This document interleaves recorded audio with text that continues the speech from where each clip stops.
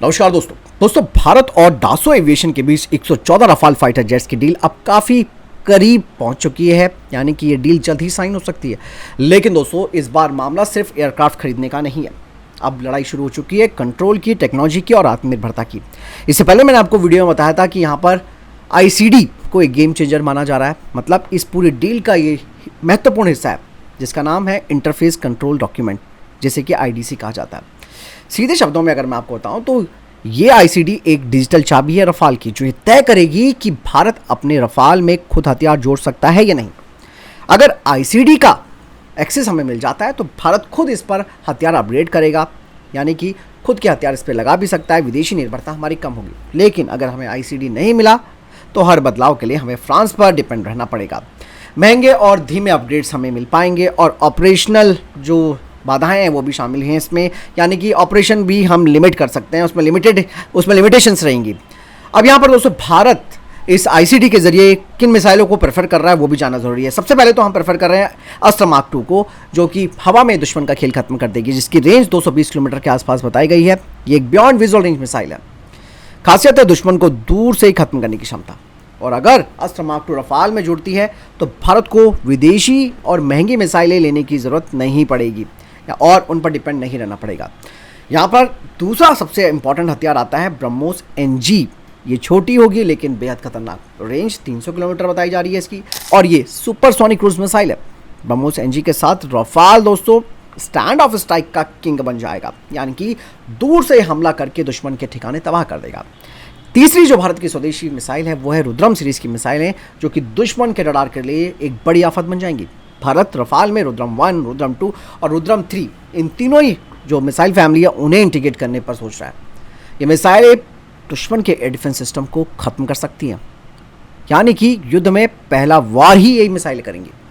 अब बात आती है चौथी हथियार की, वो है नई सबसोनिक क्रूज मिसाइल। दरअसल भारत 2 और क्रूज मिसाइल्स को भी इस रफाल में जोड़ना चाहता है, जो कि डीप स्ट्राइक को भारत की मजबूत करे। अब प्लान क्या है दोस्तों राफेल का, ये भी आप जान लो। हमारे पास इस वक्त रफाल का F3R वेरिएंट है और अभी भारतीय राफाल जो हैं वो इसी स्टैंडर्ड पर हैं। लेकिन दोस्तों आने वाला F4+ ये काफ़ी खास होगा। इसमें बेहतर सेंसर्स होंगे, एडवांस इलेक्ट्रॉनिक वॉरफेयर क्षमता इसमें होगी, नेटवर्क सेंट्रिक कैपेबिलिटीज इसमें होंगी, और भविष्य में कहा जा रहा है कि F5 वेरिएंट भी आएगा, जिसके भारत कम से कम 24 से 30 जेट्स ले सकता है, जिसमें कि भारत को मिलेगा AI सपोर्ट, स्टेल्थ इंप्रूवमेंट्स और ड्रोन इंटीग्रेशन की क्षमता। अब सबसे इंपॉर्टेंट, भारत ऐसा क्यों कर रहा है दोस्तों? ये सिर्फ हथियार जोड़ने की बात नहीं कर रहा है भारत यहाँ पर, बल्कि ये है प्लेटफॉर्म सोवर्जिनिटी, मतलब अपना एयरक्राफ्ट, अपने नियम, अपनी ज़रूरत के हिसाब से बदलाव करना और युद्ध में एडेप्टेबिलिटी।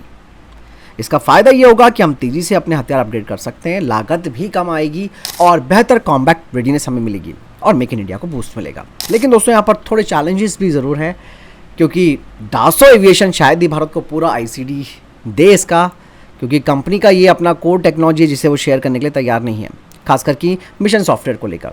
दूसरी प्रॉब्लम में दोस्तों यहाँ पर है इंटीग्रेशन इतना आसान नहीं होता जितना हम बोल रहे हैं। हर मिसाइल इंटीग्रेशन में टाइम भी लगता है, टेस्टिंग भी होती है, सर्टिफिकेशन भी होता है, इससे डिले होना लाजमी है।